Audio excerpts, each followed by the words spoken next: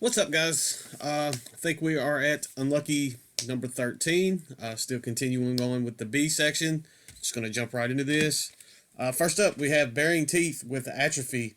I believe this release has been in every single Willow Tip Records grab bag that they've sold in the past 10 years. I think it's been in every single one. I don't know what the deal is. I really enjoy this release. It's kind of progressive, technical death metal, kind of atmospheric at times. I really dig this. I don't know if they just mass produced way too many copies of this or what, but I know that I've gotten a few. I haven't got a ton of Willow Tip grab bags over the years, but I have gotten a few probably within the last 6, 7 years, maybe longer, and that has been in every single one of them. So, and I've seen some uploads on YouTube with other people open them, and it seems like everyone gets that release in there, which is unfortunate because that is a pretty good release.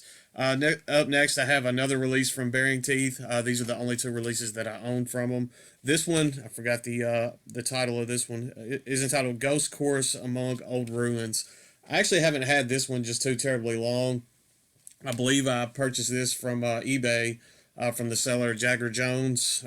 I have done a couple videos highlighting some collection update videos highlighting some stuff that I picked up from him. This was one album that I got from him. Got this one pretty cheap too. I got it for like $2. I like Bearing Teeth. I need to add a little bit more of them to my collection because I do enjoy their material. Up next is the only release that I own from this band. This is the doom metal project Baroness. I got this in a Relapse Records grab bag quite some time ago. This one is entitled Yellow and Green. This is the hardback kind of digibook edition. It's pretty neat. It's not an album that I find myself just. I'm not going to go through every page. It's kind of doomy. It's not something that I'm going to turn to often. I did like it for what it was. Don't get me wrong, I did enjoy it, but there are other doom metal bands that I tend to turn to when I'm in the mood for something like that. I probably need to revisit that one. I may like it a little better now that it's had time to sit, but I did enjoy it for what it was. Next up, going back to Chugcore days. I don't even know if Chugcore is still around. Kind of some stuff went down there. This is Barrier with Dark Days. This is the deluxe edition from the EP.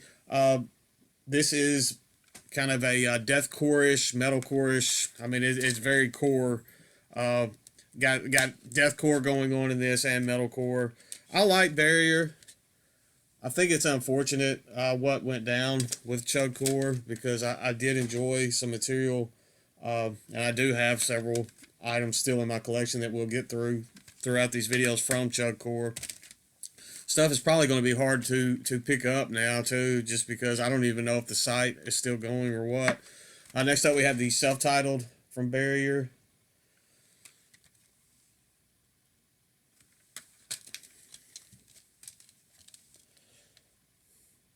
And then I have I think this is the newest release, the full length entitled Eventide. I sounded really country when I said that. I apologize. Yeah, this is probably actually my favorite release from them. To be honest, I dig this one quite a bit. It's definitely the of the three that I own from Barrier. This has gotten the most playtime from me, without a doubt. So, next up, this is some awesome mellow death. I really haven't thought about this band in forever. This came out, I'm wanting to say 2012, maybe 2013. I knew it had been out a while. Man, I really enjoy this. I'm probably gonna have to set this one out to listen to on the way to work or something tomorrow. This is Bastard Chain with Church of the Damned. This is phenomenal mellow death. If you're into mellow death and you haven't checked this out, definitely check out Bastard Chain. I think this may be their only full length, but I dig this one quite a bit. And I now kind of have the urge to listen to it again. It's been far too long since I gave this a spin, so definitely probably going to have that one in the truck with me on the way to work tomorrow.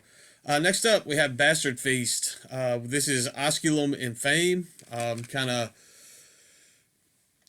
hardcore, sludgy, blackened, even hints of death metal going on in this. It's pretty nasty stuff. This was released on Season of Mist. I should have known that. I did a giveaway for this album not too long ago, so that's just how short my attention span is. Pretty good stuff. They members of the band Elitist went on to form Bastard Feast, and it's pretty solid material.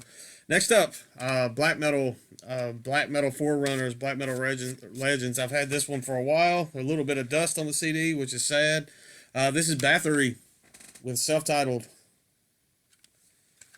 classic album. I mean, I don't have to speak much about Bathory. You're watching this video, you know who Bathory are, or is, shall I say. I mean, that's quintessential.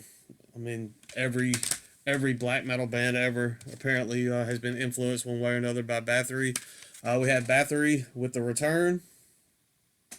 There are going to be some very noticeable holes in my Bathory collection that you're going to see. I apologize for that. I am working on it. I am missing a couple of the better albums, the best albums, but we'll get them. Then we have Blood, Fire, Death from Bathory. A little bit of a crack on that case. I guess I should have changed that before. I'm not sure which edition this is. I have owned. This is from Craze. I have owned. It seems like a copy of this that I owned in the past had a little bit better sound quality than this reissue does. I don't know. Not sure what the mastering and stuff behind those reissues was, but for some reason that one seems a bit lacking. I'm not sure what's going on there. We have Twilight of the Gods. So obviously I'm missing Hammerheart, which is probably the biggest need for my collection personally out of everything. That's one I probably on payday just need to go on and get that. I don't know why I have not picked that up yet. I don't know if I showed the back.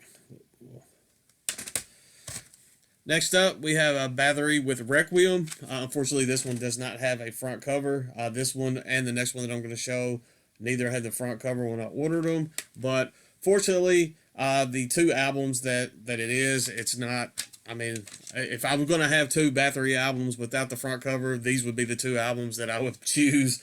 So, not the strongest Bathory material. And then we have Octagon. I got those for super cheap too. It was like $8 shipped for both of them total. So I couldn't pass that up, even though it didn't have the front insert. I mean, it's still Bathory, so I still wanted it in the collection. But those probably are the two weakest releases in the whole entire discography. This one's kind of polarizing. This next one I'm going to show, some people feel one way or another about it. This is a Destroyer of the Worlds. This one also has a bit of dust on it.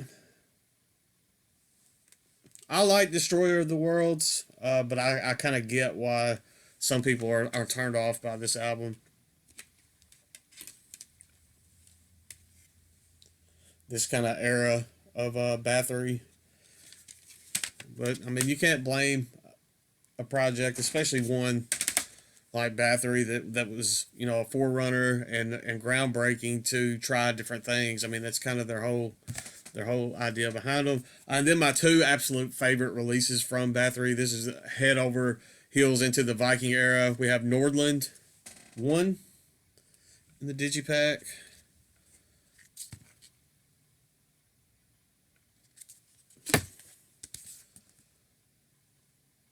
There we go.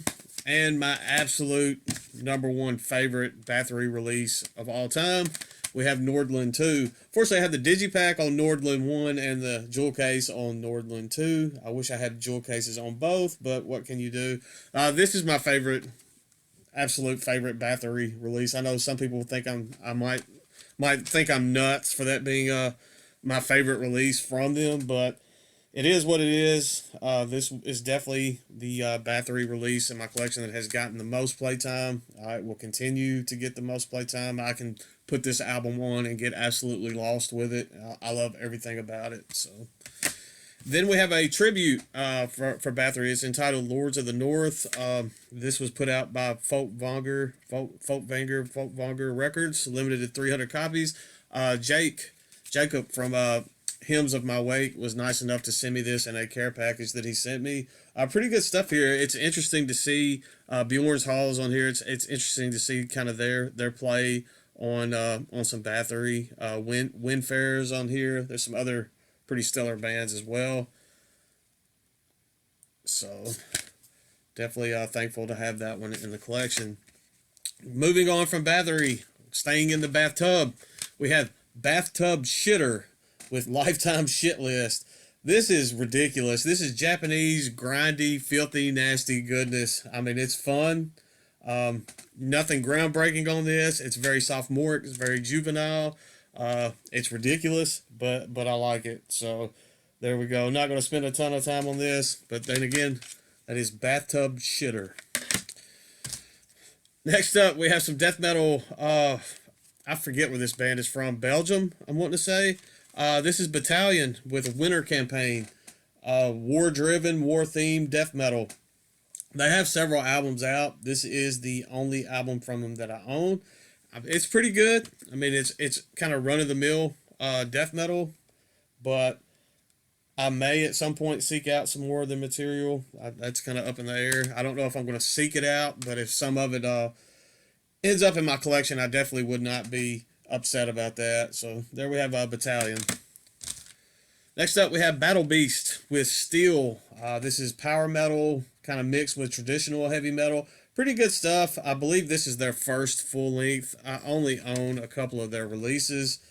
This one is probably my favorite release of the band's period. So I'm glad to have a copy of this one. So pretty good stuff there. And then I have Battle Beast with Unholy Savior. This is actually the album that was my introduction to the band. I did dig this one enough to purchase it, obviously, and then that led me to listen to the Steel album, which was actually their debut, and I really dug the Steel album. So this one's pretty good as well. It's the only two releases that I own from them. At some point, I probably will try to seek out some more material from them, but this is all I have for the time being.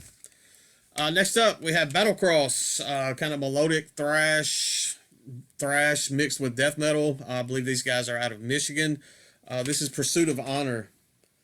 I do not own their first album, which, funny enough to me, Push, Pull, Destroy, I think is the name of it. That, for me, that's their favorite album. I mean, my favorite album from the band, and that's the one that I don't own. So, Pursuit of Honor is pretty solid. I will say that. This is a runner-up to my favorite releases from Battlecross.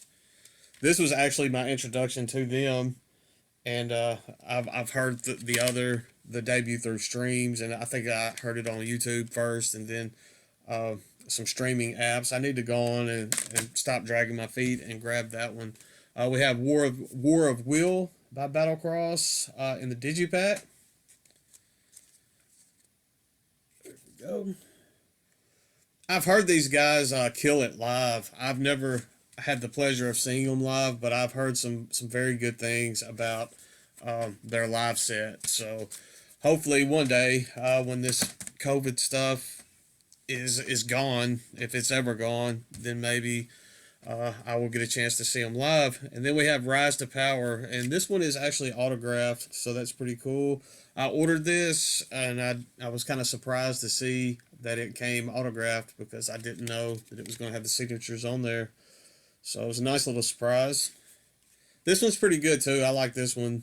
This and Pursuit of Honor, probably out of the ones that I own, get the most playtime. Next up, I have some atmospheric, sludgy, little mix of hardcore stuff going on, but very sludgy, atmospheric stuff. This is Battlefields with Thresholds of Imbalance. I haven't listened to this particular release in a while, but I did dig it. I think you can find this on eBay and Amazon, even Discogs. I'm sure you can find this pretty cheap. I know I got it for like $3 plus shipping when I got it before, but it is pretty solid stuff there. And then I have their newest EP. This one is entitled Agassiz, I believe that's how you pronounce that. And this is probably my favorite release that I've heard from them. Maybe because it's the EP and it's a bit shorter. It's got, sorry, I don't know why they still put these these security stickers on albums. Seems kind of pointless these days. Get rid of that. But yeah, this one, with it being an EP, the atmospherics, the sludginess and atmospherics, sometimes in some instances with bands that do that kind of sludgy atmospheric sound, it can overstay its welcome a little bit. This EP just hits just right. It doesn't overstay. It's just the right time length, and it's probably my favorite release from Battlefields.